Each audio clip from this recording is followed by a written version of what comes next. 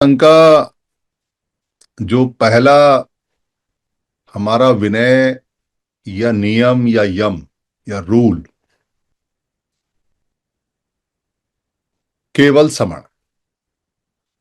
हम बहुत बार इसके बारे में बात कर चुके हैं।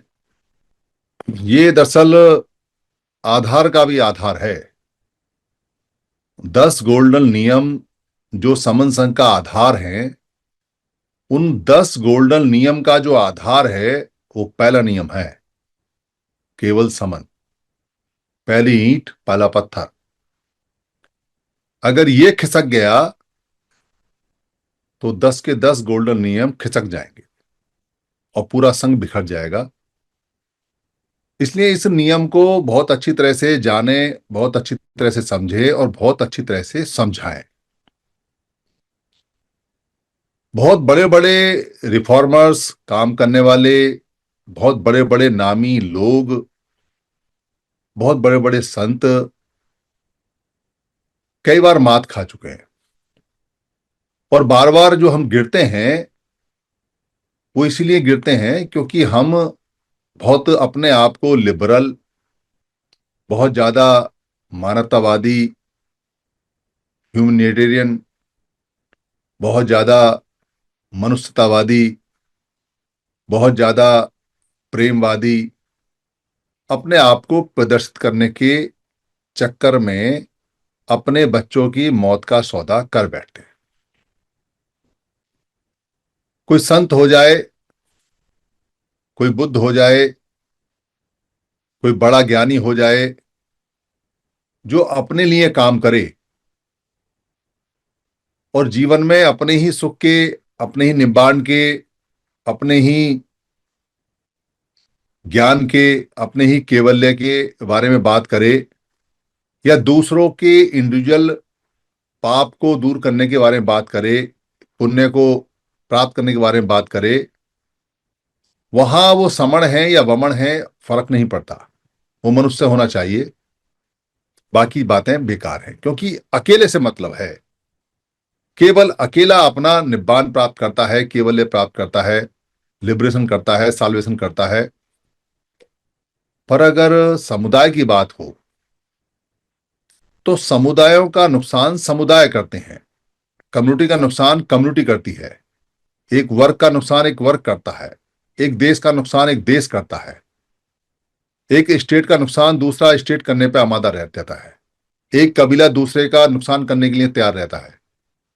तब आप इस नियम को नहीं लगा सकते कि हम करुणावादी हैं, प्रेमवादी हैं, ह्यूमनिटी है। हमारे तो जो मतों में संत रहे हैं या गुरु रहे हैं, उन्होंने यही हमको सिखाया है कि मानव मानव एक समान।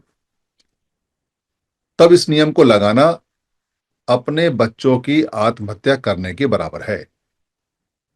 क्योंकि हम साल्वेशन या लिबरेशन या केवल्य या हम कोई ज्ञान या हम कोई अंतर्ज्ञान या अतज्ञन या अध्ययन, स्वअध्ययन, हम कुछ ऐसा काम नहीं कर रहे। हम पाप और पुण्य के बारे में जानकारी प्राप्त नहीं कर रहे हैं। हम अपने अस्तित्व को बचाने के लिए, अपने बच्चों का पेट भरने के लिए, एक रेस्पेक्टेबल ह्यूमन की जो लाइफ होनी चाहिए सिस्टम के अंदर, उसके लिए देश के सारे रिसोर्सेस, सारे संसाधन, हवा पानी सड़क रेल जहाज यात्रा, उसमें अपनी भागीदारी और मनुष्यों के बराबर लेने के लिए काम कर रहे हैं। तो समझाते समय ये बात अच्छी तरह से स्पष्ट बता दें। बहुत बार ऐसा होता है जब आदमी हमसे लड़ने के लिए या अपना ज्ञान को प्रदर्शन करने के लिए या हमको ये सिखाने के लिए कि हम बुद्ध की बात को नहीं मान रहे या किसी संत की बात को नहीं मान रहे, उन्होंने तो ऐसा डिफरेंस नहीं किया, हमसे बहस करता है। कई बार वो हमसे चढ़ा हुआ होता है, समन संघ का इतना काम है, इनके काम को नहीं मानना है तो इनको साफ कह देना है कि मैं समन नहीं। ऐसा कई बार हुआ है। एक संगति में एक व्यक्ति जो जुड़े शुरू शुरू में खूब जुड़ते थे, आते जाते थे, और वो दूसरों का नाम लेके सवाल पूछा करते थे। फलाने आदमी ऐसे करे थे, फलाने संगठन वाले ऐसे करे थे, इसमें आप क्या। सारे उनको जवाब दिए गए। थक गए बेचारे। एक बार आए आर पार करने के लिए, बातचीत हुई, सेंटर की बात है, तो कहने लगे मैं तो समझ नहीं हूं। अच्छी बात है, आप समझ नहीं हो तो आप समझ नहीं हो तो क्या हो आप? तो आप वमन हो क्या? खैर मैं वमन भी नहीं हूं। तो फिर आप समन हुए? कह रहे जी मैं समन भी नहीं हूं। फिर वो कहने लगे जी कि मेरा तो वमनों से कोई बैर नहीं है, हम तो सबको बराबर मानते हैं। तो बड़ी अच्छी बात है। तो हमने कहा भैया, जब आप सबको बराबर मानते हो तो अपनी प्रिय बिटिया की शादी वमनों में कर देना। बिखर गए, चेहरा तमतमाने लगा। मैं तो नहीं करूंगा जी, ये क्या बात हुई, ये क्या कह दिया? तो भैया ह्यूमन ह्यूमन अब समान नहीं है। अब आदमी आदमी समान नहीं है। लड़की की शादी, बेटी की शादी, प्रिय पुत्री की शादी की बात आई तो समण अलग हो गए और वमन अलग हो गए, तो गुस्सा खा गए। एक सेकंड में भूल गए कि अभी क्या करे थे। चुप हो गए। बाकी लोग हंसे, मुस्कुराए। तो उनसे कहा बताओ समण हो या नहीं हो? क्या कहते? चुप हो गए। वैसे ही एक विद्वान और मिले। उनका झगड़ा वहां के लोकल जो समर संगी काम करने वाले हैं उनसे है। उनके साथ उठना, उनके साथ बैठना, उनके साथ सब कुछ करना। पर वो बातचीत में हमेशा हो सकता है कि अपने आप को ऊपर रखते रहे हों। अब वो जो संगी हैं ईमानदारी से काम कर रहे हैं, उनकी ख्याति देश में फैल रही है, फैलेगी ही, क्योंकि खुशबू रोक रोक नहीं सकता कोई अच्छा काम करोगे तो। वैसे भी बुद्ध ने कहा है कि खुशबू चारों तरफ फैलती है और उसका कहीं कोई अता पता नहीं चलता, वो कहीं से भी आए पर चारों तरफ फैलती है। तो हमेशा उनको चढ़ाने के लिए वो यही कहते थे कि मुझको ये नियम पसंद नहीं है कि केवल समण, ये पार्शलिटी करता है, ये पक्षपात करता है। ये कैसा नियम है? ये ह्यूमन ह्यूमन को बांटता है, ये ह्यूमन ह्यूमन को अलग करता है। ऐसा तो बुद्ध ने नहीं सिखाया। ये नियम नहीं है, इसमें वमन क्यों नहीं आ सकता? वो अपना खूब जोर दे के इस पे बहस किया करते थे कि इसमें वमन क्यों नहीं आ सकता। कई बार की उन्होंने माने नहीं। हमारे दूसरे संगी के साथ कार में जा रहे थे, उन्होंने समझाते समझाते बताया कि भाई हम वेलफेयर का काम कर रहे हैं और वेलफेयर में जो लोग हमारे वेलफेयर के विरुद्ध हैं, हमें उनसे अपना राइट लेना है जो हमारे राइटों को ले गए और जो कई सौ सालों से हमारे बच्चों के और हमारे जो अधिकार हैं उनको ले जा रहे हैं। समझाया उनको कैसे अधिकार ले जा रहे हैं। अरे भाई, देश के अंदर जो स्कूल हैं उसमें सारे बच्चे देश के पढ़ने चाहिए, देश की जिम्मेदारी है। अपने बच्चे तो कॉन्वेंट में पढ़ा लिए, अपने बच्चों को तो देश के संसाधनों से बड़े बढ़िया बढ़िया स्कूल खोल लिए, इंग्लिश मीडियम खोल लिए। अपने लोग जो थे उनको मास्टर रख लिया। और देश के ही संसाधन में जो हमारे बच्चे हैं, ह्यूमन रिसोर्स में हमारे बच्चे हैं, उनके स्कूल भी बंद कर रहे हो। उनके स्कूलों में टीचर नहीं है, उनके बच्चे दूर जाते हैं, कीचड़ वाले रास्ते हैं, उनको कुछ मिलता नहीं स्कूल में। तो देश में तो बच्चे तो देश के सारे ही हैं, तो बच्चों को भेदभाव नहीं होना चाहिए। उनको बराबर का मौका मिलना चाहिए, उनको बराबर पढ़ाई का। सारे बच्चे कीचड़ में जाए तो जाए, कोई दिक्कत नहीं। अगर देश के पास में ईंट नहीं है, पत्थर नहीं है, सड़क नहीं बना सकता तो कोई बात नहीं, देश से क्या गिला क्या शिकवा। पर सारे बच्चे जाने चाहिए। कुछ बच्चे जाए रेल में, कुछ बच्चे जाए कीचड़ में, ये तो पार्शलिटी है, ये ठीक नहीं है। इसकी लड़ाई है, इस बात की लड़ाई है कि सारे बच्चे, हम किसी बच्चे के विरुद्ध नहीं है, पर कोई हमारे बच्चों के विरुद्ध क्यों है, ये सवाल है। बोले जी तो अमीरी है, गरीबी है, ये तो सबको होता है। तो अमीरी गरीबी तो ह्यूमन की बनाई हुई है। आप सेम काम करने का किसी को 500 रुपये रोज देते हो और किसी को 5,000 रुपये रोज देते हो और किसी को 5 लाख रुपए रोज देते हो। तो ऐसा सिस्टम तो मनुष्य बनाते हैं ना। तो ऐसा सिस्टम मनुष्य बनाते हैं तो उसमें हमारे लोगों के अधिकार जा रहे हैं। हमारे लोगों के पास तो काम भी नहीं है। तो इस बात के लिए हम इकट्ठा हो रहे हैं, इस बात के लिए लड़ाई कर रहे हैं। हम कोई निब्बान प्राप्त करने के लिए, केवल्य प्राप्त करने के लिए या पाप और पुण्य से मुक्त होने के लिए काम नहीं कर रहे हैं। वो काम इंडिविजुअल जिसको करना है करे, उसके लिए ना मनाही है और ना ही हमारी तरफ से कोई एंकरेजमेंट है। पर हमारे अधिकार आने चाहिए, हमारे बच्चों को सबको देश के राइट मिलने चाहिए, इस बात का है। कह रहे जी कुछ भी सही, पर मैं नहीं मानता इस बात को कि आदमी आदमी में भेद किया जा सकता है। इसमें ब्राह्मण क्यों नहीं आ सकता, इसमें बमण क्यों नहीं आ सकता? अब समझाने वाले भी थक लिए, बोले ये ऐसा नहीं मानेंगे। तो उन्होंने कहा जी ठीक है, इसमें ब्राह्मण आए ना आए, पर आप अपनी जिंदगी में ब्राह्मण को ले आओ, बमण को ले आओ, और अपनी लड़की की शादी ब्राह्मण से कर देना। वहीं गाड़ी में बिखर गए। ये कैसे कह दिया आपने, मुझे गाली बक दी, आपने मुझे ऐसा कह दिया, आपकी हिम्मत कैसे हुई ये कहने की? आप, अरे भाई अभी तो कह रहे थे कि इसमें वमन आने चाहिए। जब वमन आएंगे तो क्या सामाजिक रिश्ता नहीं बनेगा? जब वमन आएंगे तो क्या बच्चों की शादी ब्याह का रिश्ता नहीं बनेगा? वमन सिर्फ यहाँ माल मारने या मजे करने ही आएंगे।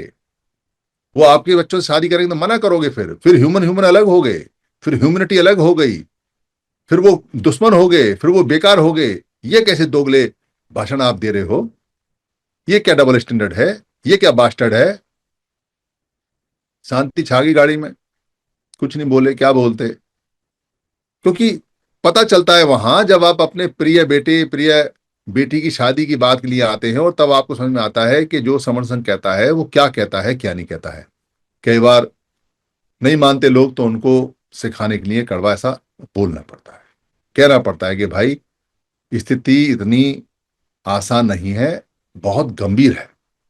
नहीं समझ में आता है तो इस बात से समझ लो कि बुद्ध जैसे व्यक्ति जो महासमर्थ थे, उन्होंने कभी वमन शब्द का इस्तेमाल किया तो सिर्फ इसलिए कि वमना और समणा दोनों ही सीखने के लिए आ सकते हैं। वो दोनों को संबोधित करते थे वमना और समणा पर करके। पर क्या हुआ, बुद्ध चले गए, समण चले गए, उनके शिष्यों को आज भी वमन बोलते हैं। बड़े गर्व से वो लोग कहते हैं कि बुद्ध को बढ़ाने वाले, बुद्ध के साथ में जो उनके शिष्य थे और वो बुद्ध के जैसे ही थे, उनके भी 2000 सूत्र हैं और वो भी ऐसे ही हैं। एक फलाना बमण था, एक फलाना बमण था। वो कभी नहीं कहते कि वो समण थे, या वो साल्वेशन प्राप्त करके या निब्बान प्राप्त करके या अरहत होके या केवल्य प्राप्त करके या ज्ञान प्राप्त करके इस वमन का जो सार था, वमनवाद था, उससे मुक्त हो गए। एक बार नहीं बोलते। वो नहीं कहते कि वो समता में आ गए। अब वो कहते नहीं, वो वमन थे। ये तो ज्ञान प्राप्त करने के बाद भी वमन है। और क्या हुआ, सारा का सारा बुद्ध का सिस्टम आज वमनों के हाथ में। बौद्ध गया की एक मीटिंग लगी एक बुद्ध विहार में, हमको बुलाया, हम वहां गए। वो कह रहे जी बुद्ध विहार जो बौद्ध गया का है वो वमनों के अधिकार में है। इसका नुकसान ये हो रहा है कि डेवलपमेंट नहीं हो रहा है, और वो जितना भी पैसा वहां आता है उसको सब वमन ले जाते हैं। काफी पैसा आता है वहां, करीब 15 से 20 लाख विजिटर्स आते हैं, जो ईस्टर्न एशिया के जो लोग हैं वहां से और यूरोप के लोगों से भी। खास तौर से अक्टूबर के महीने में आने शुरू होते हैं, तो अक्टूबर नवंबर दिसंबर जनवरी फरवरी मार्च तक वो आते हैं, बहुत आते हैं। जो भी उतरता है इंडिया में वो बौद्ध गया जरूर जाता है। वहां जाके सोने की पन्नी चढ़ाता है, डॉलर देता है, फ्रैंक देता है, पौंड देता है, जो उसकी श्रद्धा हो उतना पैसा देता है। वो पैसा कहाँ जाता है? कोई गजट बजट में आता नहीं, कहीं उसकी कोई न्यूज आती नहीं। क्या किया उस पैसे का किसी को पता होता नहीं। उस पैसे के लिए चाहते हैं बुद्धिस्ट लोग कि वो पैसा बुद्ध के जो डेवलपमेंट है, बुद्धिस्ट जो कल्चर, उसकी डेवलपमेंट के लिए उनको मिलना चाहिए, भिक्षुओं को मिलना चाहिए। इसके लिए ऑल इंडिया में लोगों को इकट्ठा करने के लिए 17 सितंबर को एक रैली भी उन्होंने रखी। तो भाषण में वहां हम शांत बैठे हुए थे, पर किसी ने कहा जी आप भी बोलो, हम भी बोल देते हैं। तो हमने उनको ये कहा कि भाई देखो, आप इस लड़ाई को जीतने से पहले इसकी जीत पक्की रहे इस बात का काम कर लो। अगर आपने बहुत बड़ी मूवमेंट खड़ी कर दी सबने मिलके, और गवर्नमेंट को झुकना पड़ा, और गवर्नमेंट ने ये कह दिया कि ठीक है हम इसे बौद्धों को दे देते हैं, जितने बुद्धिस्ट हैं मंक हैं उनको दे देते हैं, और उन्होंने छांट कर जो वमन बुद्धिस्ट हैं, वमन भिक्खु हैं, अगर उनको ये पकड़ा दिया, फिर तो आप कुछ नहीं कह पाओगे। क्योंकि गवर्नमेंट कहेगी अब तो हमने बुद्धिस्टों को दे दिया ना, देखो सारे चीवर पहन के आए हैं, सारे के सारे ही मंक हैं। सब कोई कह सकता है कि मंक ना, पूरी दुनिया कहेगी कि ये मंक हैं। पर जैसे पहले हुआ बुद्ध के बाद में कि चीवर में अंदर बमण आ गए और वो ले गए सब कुछ लूट के, वैसे ही बुद्ध गया ऐसे बमणों के पास चला जाएगा जो चीवर पहन के आएंगे। फिर आप ये भी नहीं कह पाओगे कि बौद्ध गया को मुक्त करो। तो ये डिसाइड कर लो कि ये जो भिक्खु हैं ये केवल समण होने चाहिए, क्योंकि समण का ही आदेश है और महासमण ने समण का ही आदेश दिया हुआ है। तो ये गारंटी कर लो पहले, क्योंकि अब महासमण नहीं है, अब बुद्ध नहीं है, और वो धोखा खा चुके हैं। अगर वो आज यहाँ होते तो रो रहे होते, बेशक चाहे बुद्ध रोते नहीं है, पर रो रहे होते ये देख के कि इतना बढ़िया धम्म था और इतना बढ़िया कारवा चला, सब कुछ चला, और केवल श्रवण ना होने के कारण इसका क्या हो गया। केवल श्रवण नहीं होने के कारण तो मूवमेंट जहां जहां खराब हुई हैं उनको समझ लो। भारत के अंदर जितनी भी राजनीतिक मूवमेंट अब तक हुई हैं हमारी, उनमें उन मूवमेंट चलाने वाले जो लोग हैं, या तो उनकी पत्नी और या उनके पति, दोनों बोल रहा हूं। अगर आप विश्लेषण करोगे तो आपको कुछ के पति और कुछ की पत्नियां वमन मिलेंगे, और जिन लीडर्स के, पॉलिटिकल लीडर्स के पति या पत्नी वमन रहे हैं, उन्होंने सिर्फ नाटक किया, और वो नाटक ही कर सकते हैं, क्योंकि आपको भाषण देंगे 1 घंटे, आपसे मीटिंग करेंगे 4 घंटे, पर अपने जो वमन साथी है, वमन कंपेनियन है, जो उनके वाइफ या हस्बैंड हैं, जो उनके रिश्तेदार हैं, वहां तो आना जाना है उनका। वहां क्या कहते होंगे? ये कहते होंगे क्या कि केवल समण? क्या ये कहते होंगे? तो लोग कहेंगे अरे हमें पागल बना रहे हो क्या, तुम्हारे साथ में तुम्हारी वाइफ, तुम्हारा हस्बैंड समण चल रहा है और तुम कह रहे हो केवल समण। तो वो कहते नहीं, हम तो ह्यूमन है, हम तो मानवतावादी हैं। बस वहीं खेल खराब हो जाता है। अब मानवतावादी हैं तो सारे संसाधन वमन लेके जाएंगे, क्योंकि मानवतावादी हैं, आप कुछ नहीं कर सकते। तो पॉलिटिकल मूवमेंट भारत में हमारी फेल होने का सबसे बड़ा कारण रहा, पॉलिटिकल मूवमेंट चलाने वाले लोगों की वाइफ या हस्बैंड अधिकतर की वमन है। ये निश्चित है, आप लिस्ट बना के देख लेंगे तो आपको पता चलेगा। और जिन पॉलिटिकल मूवमेंट में कहीं कोई वाइफ या हस्बैंड वमन नहीं है, उनमें भागीदारी उनकी है। वो कहीं ना कहीं टॉप पोस्ट पे, टॉप पदों पे, डिसीजन मेकिंग पावर में उनकी वोट नहीं है, उनकी संख्या नहीं है, पर वो लोग वहां डिसीजन देते हैं, न्याय करते हैं, वो वहां अधिकार बनाते हैं, वो वहां पूरी तरह से पॉलिसीज बनाते हैं, निर्णय देते हैं। तो आप क्या कर लोगे? अगर कोई वमन कोई पॉलिसी बनाएगा, कोई किताब लिखेगा, कोई विचार लिखेगा, कोई बात कहेगा, तो उनका तो पहला सिद्धांत है केवल वमन। तो वो अपने लोगों को बचाते हुए या उनको कुछ देते हुए सिद्धांत को लिखेंगे, और आपको कहेंगे मानव मानव एक समान, ह्यूमनिटी इज द बेस्ट, हम मानव हैं इसलिए सब मानव हैं, तब तब वहां मानव बन जाते हैं। पर जब वो पॉलिसी बनाते हैं समणों के खिलाफ में, तब वो मानव नहीं होते, तब वो पता नहीं क्या बन जाते हैं, कोई पूछने वाला है नहीं। वैसे ही जितने भी रिलीजियस हमारे मत और मतांतर हैं, उनमें या तो वमनों के नाम घुस गए, या उनमें ये कह दिया कि इनके गुरु वमन रहे हैं, या उनको ही वमन बना दिया। जैसे बुद्ध को भी कहते हैं कि ये अवतार हैं, मतलब कुछ नहीं कर पाए तो अवतार ही सही। तो कहीं ना कहीं वो टच डाल के उसका प्रचार प्रसार करते हैं, केवल समण तक नहीं छोड़ते। क्योंकि अगर केवल समण तक छोड़ेंगे फिर आप जीत जाओगे, फिर दुनिया की कोई ताकत नहीं जो आपको हरा दे। क्योंकि केवल समण एक बहुत बड़ा मंत्र है, बहुत बड़ा मंत्र है। इसलिए जैसे जैसे आप आगे बढ़ोगे, जैसे जैसे समण संघ आगे बढ़ेगा, वैसे वैसे इसकी जो केवल समण वाली जो पहला नियम है उसको तोड़ने की कोशिशें होंगी, पर अब के इस बार कामयाब नहीं होंगी। क्योंकि अगर कोई नियम को बदलेगा, या नियम को तोड़ेगा, या नियम को खत्म करेगा, तो 10 नियम टूटेंगे, तो फिर वो चल नहीं पाएगा। इसलिए ऐसा होगा नहीं। तो भेष बदल के आएंगे। भेष बदल के मतलब अपना कोई कुत्ता तैयार करेंगे जो उनकी रोटी खाए, नीचे बैठे, गिलास में पानी पिए, उनके तलवे चाटे, पर नाम उसके माथे पे माता पिता की वजह से समण लिखा हो। वो दावा ठोकेगा, इधर आके काम भी खूब करेगा, कहेगा मैं समण हूं, मेरे माँ बाप समण है, फलाना है ढिलाना है, पर भाषा वमनों सीख के आएगा, उनका एजेंट बन के आएगा, उसका क्या करोगे? तो उसके लिए भी यह नियम है। उसके लिए नियम यह है कि इस बार कोई भी व्यक्ति पैरासूट से नहीं आ सकता।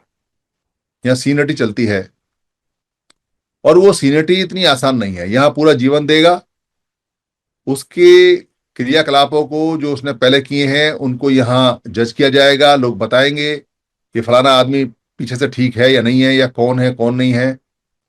जब समन संगी सब उसे वेरीफाइड कर देंगे, तब वो कोई यहाँ काम लेगा या जिम्मेदारी लेगा। ठीक से करेगा तो ठीक है, और नहीं ठीक से करेगा तो नमस्कार, नमस्कार, जाओ भैया अपने घर।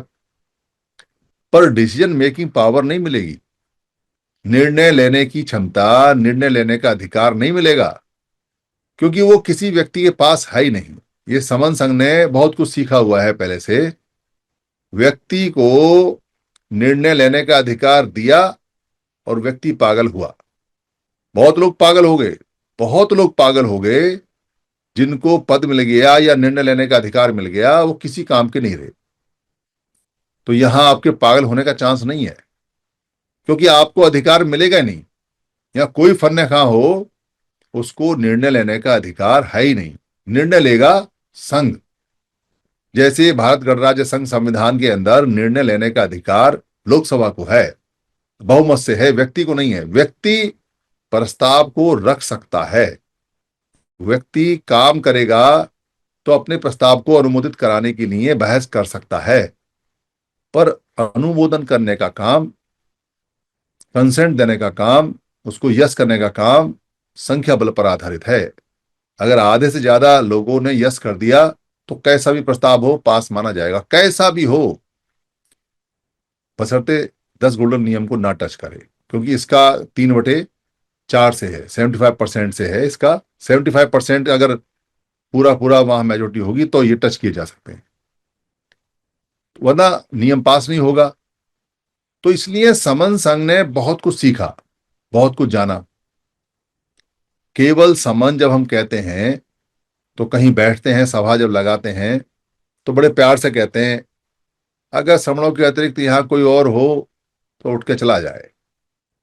प्यार से बोलते हैं, चला जाए। दुत्कार के बोल सकते हैं, पर बैठा ही क्यों भाई, चला जा ज्यादा, क्योंकि हमें दुत्कारने में जवान खराब होगी, तो आया ही क्यों।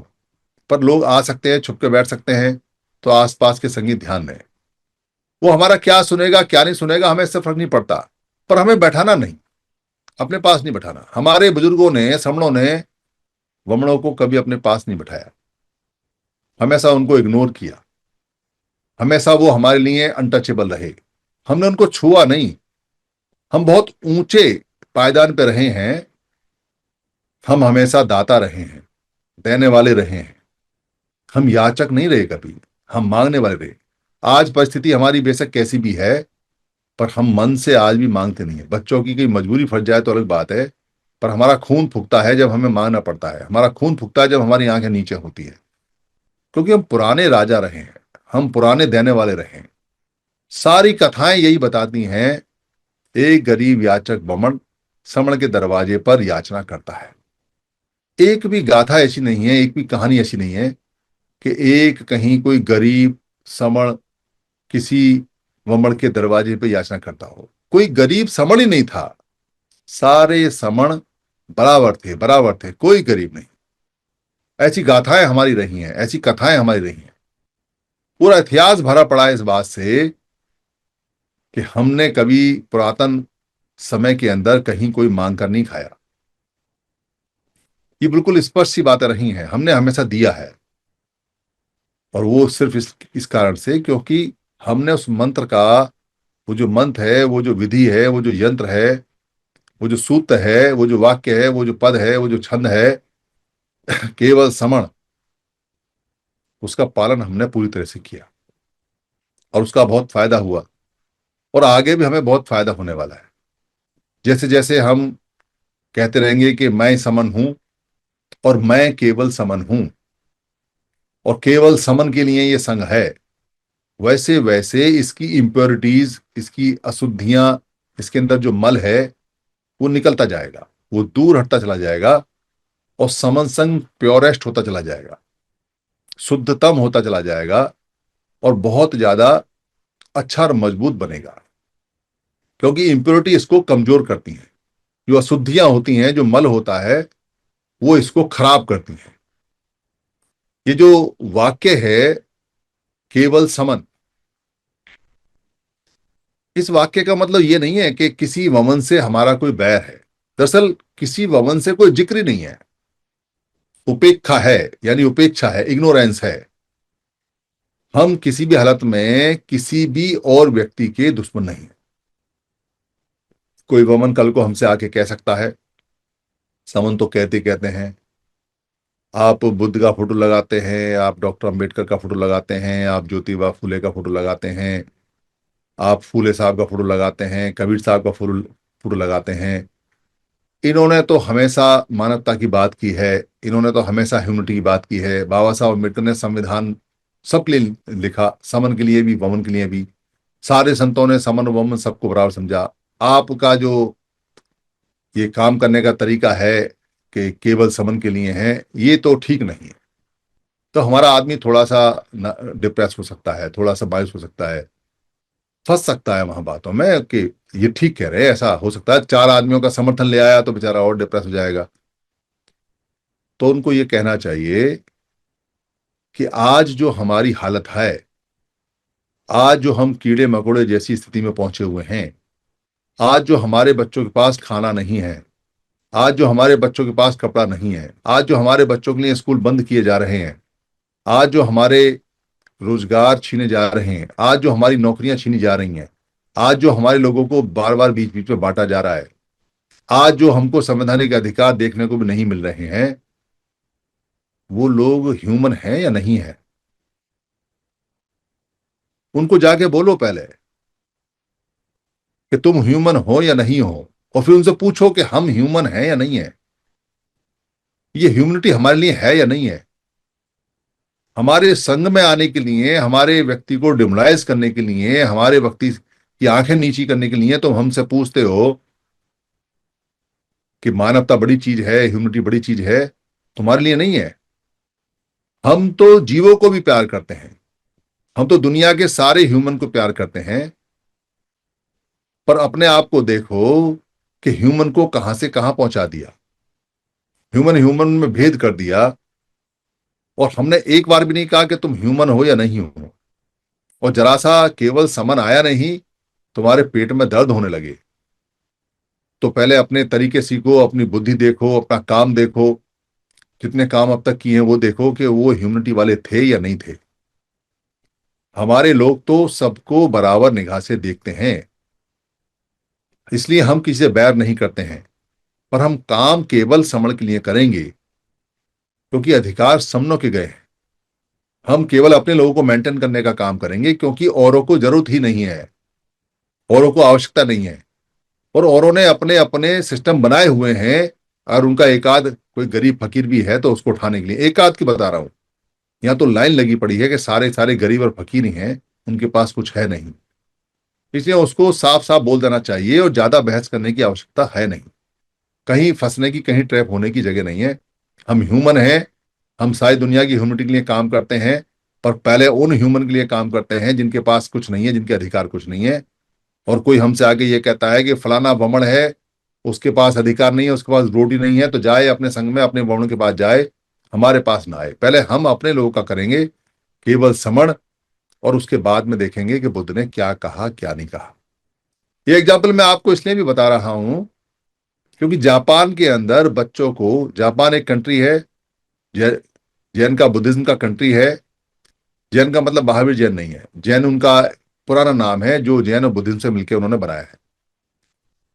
वहां बच्चों को सिखाया जाता है कि अगर कहीं कोई ऐसी बात हो जाए कि तुम्हें ये चुनना पड़े कि देश के लिए कुछ करना है, देश पहले है, या जो धर्म और मजहब बुद्ध है वो पहले है, और अगर इसके देश के लिए अगर तुमको गर्दन भी काटनी पड़े तो बुद्ध का गर्दन काट देना, पर देश सबोपरि है। तो क्या है उनका देश? कुछ मिट्टी के लिए नहीं लड़ रहे वो लोग, वहां जो संसाधन है, पानी झरना है, उसके लिए नहीं फाइट कर रहे वो। देश का मतलब लोग पहले हैं, जीवित लोग पहले हैं। और बुद्ध की फिलॉसफी बाद में है। जीवित रहेंगे तो फिलॉसफी रहेगी ना।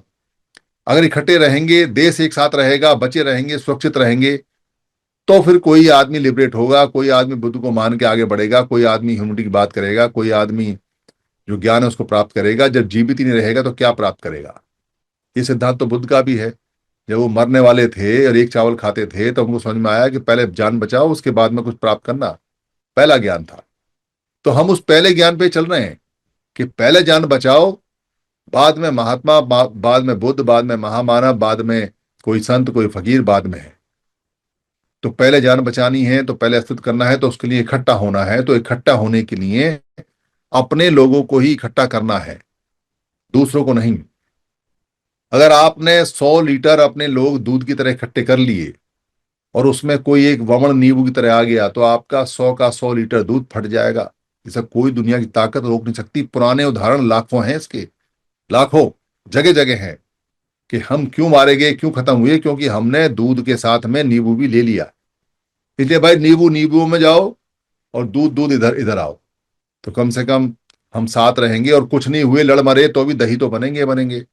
और अगर दही बन गए तो भी मक्खन निकाल लेंगे उसमें से, छाछ पियेंगे अलग, नुकसान कुछ नहीं होने वाला है।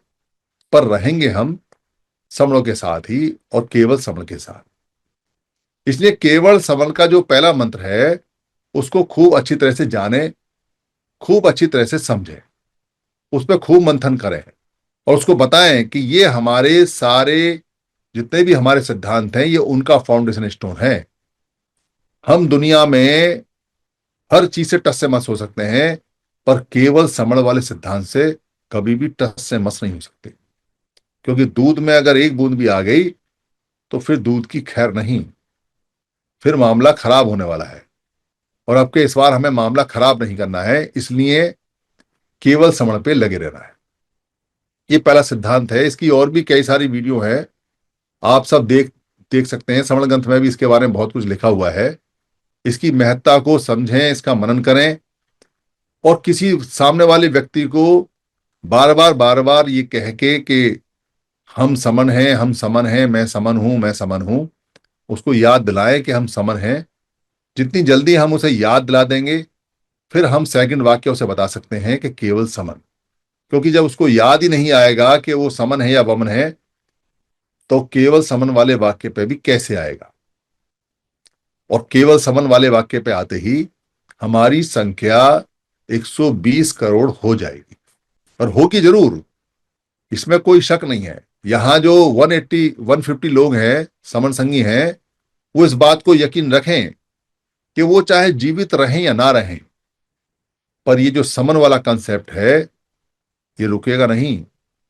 ये 120 करोड़ पार करने के बाद सांस लेगा।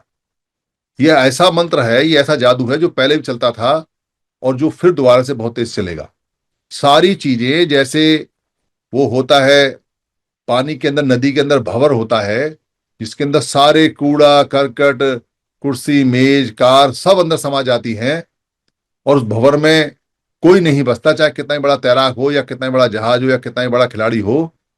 वैसे ही ताकत इस पूरे के पूरे समन संघ की और समन शब्द की है। कोई नहीं इससे बचने वाला। थोड़ा बहुत त्रिम लाएंगे जरूर, जैसे कई बार कोई भारी चीज होती है और भंवर के चारों तरफ वो घूमती है, पर देर से अंदर आती है, पर आ जाती है। वैसे ही ये सारे संगठन, ये सारे धार्मिक काम करने वाले लोग, ये सारे सारे संत और मत का काम करने वाले लोग, ये सारे आर्थिक काम करने वाले लोग, सारे अंबेडकर, डॉक्टर बुद्ध, ज्योतिबा फुले महापुरुषों के नाम पे अलग अलग संगठन बनाने वाले लोग, कि जितनी राजनीतिक पार्टियां हैं, ये सारी राजनीतिक पार्टी, कि जितने सामाजिक संगठन हैं, जितनी समता संघ दल हैं, जितने वॉलंटियर हैं, जितने लड़के हैं, जितने भी क्षेत्रों में हैं, जितने भी भाषा में हैं, इस भवन में आएंगे ही आएंगे। कोई कितना भी दिमाग लगा ले, कोई कितना भी सोच ले, कोई कितना भी बड़ा विद्वान हो भारत के अंदर, गारंटी है इस बात की कि समन शब्द के अलावा कोई ऐसा शब्द नहीं है जो उनको यूनाइट करे और जो उनको इकट्ठा करे। कोई आदमी समझ के ना समझ बन सकता है, कोई आदमी समन संघ का दुश्मन हो सकता है, कोई आदमी बहुत बड़ा नेता बनने के लालच में हमको इग्नोर कर सकता है, पर अगर समन शब्द के बिना किसी का काम चलेगा नहीं। इसका एग्जाम्पल इसलिए आ रहे हैं कि लोगों ने समन संखति की बजाय श्रमण संखति, समण संघ की बजाय श्रमण संघ, मतलब वो शर्म के मारे समण नहीं ले रहे हैं, श्रमण शब्द का इस्तेमाल कर रहे हैं। ले कोई बात नहीं, वो भी समण ही है, वो संस्कृत भाषा में अर्थ, बाकी हम समन संगी सारे बता देंगे। पर उनके पास इतने शर्माए हुए लोग हैं कि कोई और रास्ता नहीं है, तो इधर उधर दाएं बाएं से आ रहे हैं, पर आएंगे जरूर। और इसके अलावा कोई रास्ता है नहीं। हर बार हमने ये चैलेंज किया है, आज फिर चैलेंज कर रहे हैं इस बात को कि अगर किसी के पास कोई इससे बेहतर रास्ता हो, तो वो लाए और समन संघ में आए पेश करे, और अगर समन संघ ही उसको पास कर देंगे कि ये रास्ता समन संघ से बेहतर है, तो समन संघ उस रास्ते पर चलने के लिए पिछले 4 साल से ऐलान कर रहा है, अभी तक कोई रास्ता आया नहीं है। कोई आ जाए तो बहुत अच्छी बात है, क्योंकि समन संघ अपने आप को बहुत तेजी से मॉडिफाई, संस्कारित, संखारित कर लेता है। ये हमारी खास बात है। और चूंकि जब रास्ता ही यही है और कोई रास्ता है नहीं, तो बहुत तेजी से आंख खोलकर इस पर चलना चाहिए। सारे संशय, सारे अविश्वास, सारी छोटी मोटी बातें फेंक देनी चाहिए और बहुत तेजी से, जितनी तेजी से हो सके इस पर दौड़ना चाहिए। जितनी तेजी से आप दौड़ेंगे उतनी तेजी से लक्ष्य तक पहुंचेंगे, और जितनी तेजी तक अपने ऑब्जेक्ट तक पहुंचेंगे उतनी तेजी से ही हमारे बच्चे संसाधनों से लैस हो जाएंगे, सुरक्षित हो जाएंगे और सारी चीजें मिल जाएंगी। मेरी किसी बात से अगर किसी को कोई परेशानी हुई हो, कोई मैंने कुछ ज्यादा कह दिया हो जो किसी को अच्छा ना लगा हो, तो मैं यहाँ जितने भी संघ हैं या जो वीडियो सुनने वाले जितने भी लोग हैं, मैं उनसे माफी मांगता हूँ। संघ मुझे माफ करे, संघ मुझे माफ करे, संघ मुझे माफ करे। और अगर ये बात आपको अच्छी लगी है या वीडियो सुनने वाले सभी साथियों को अच्छी लगी है, तो वो संघ में जुड़ें। संघ में जुड़ने के तरीके किसी भी संघी से पता करें, फोन करें, या यहाँ जूम मीटिंग डेली होती है उस पर बात करें। पर कहीं ना कहीं आपने जुड़ना पड़ेगा और अंत में समर संघ आना ही पड़ेगा। तो जितना जल्दी हो सके उतना जल्दी अपने संघ में वापस आए, संघ को बढ़ाएं और संघ के लाभ लें। संघ नमामि, संघ नमामि, संघ नमामि।